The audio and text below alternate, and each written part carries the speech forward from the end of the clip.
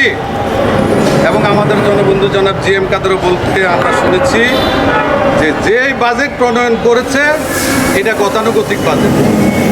এই বাজেটে গরিবের কোনো কথা নেই, নিত্য প্রয়োজনীয় দ্রব্য মূল্যের কোনো কথা নেই।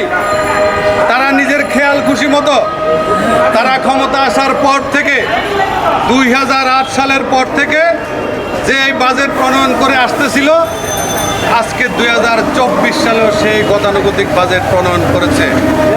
বাজেট প্রণয়ন করেছে 7,98,000 কোটি টাকা। আমাদের মনে আছে হুসাইন মাহমুদ এরশাদ 89-90 সালে বাজেট প্রণয়ন করেছিল 12,703 কোটি টাকা, আর আজকে বাজেট হয় লক্ষ লক্ষ কোটি টাকা। সুতরাং আমরা এই বাজেটকে প্রত্যাখ্যান করি। জাতীয় পার্টির পক্ষ থেকে এই বাজেটকে প্রত্যাখ্যান করা হয়েছে। গোলাম মোহাম্মদ কাদের এই বাজেট গ্রহণ করে নাই এবং আমরাও জাতীয় স্বেচ্ছাসেবক পার্টির পক্ষ থেকে এই বাজেট প্রত্যাখ্যান করি। আমরা তীব্র প্রতিবাদ জানাই।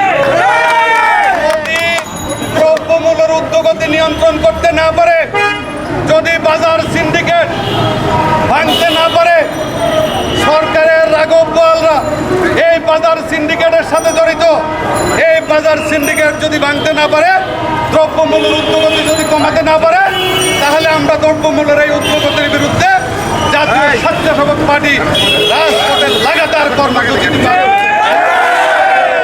সবাইকে অসংখ্য ধন্যবাদ জানিয়ে আমি আমার সংক্ষিপ্ত বক্তব্য শেষ করছি। খোদা হাফেজ। বাংলাদেশ জিন্দাবাদ, জাতীয় পার্টি জিন্দাবাদ, পল্লীবন্ধু হুসাইন মাহমুদ এরশাদ ওমর হোক, জনবন্ধু জনাব জিএম কাদের জিন্দাবাদ, জাতীয় স্বেচ্ছাসেবক পার্টি জিন্দাবাদ।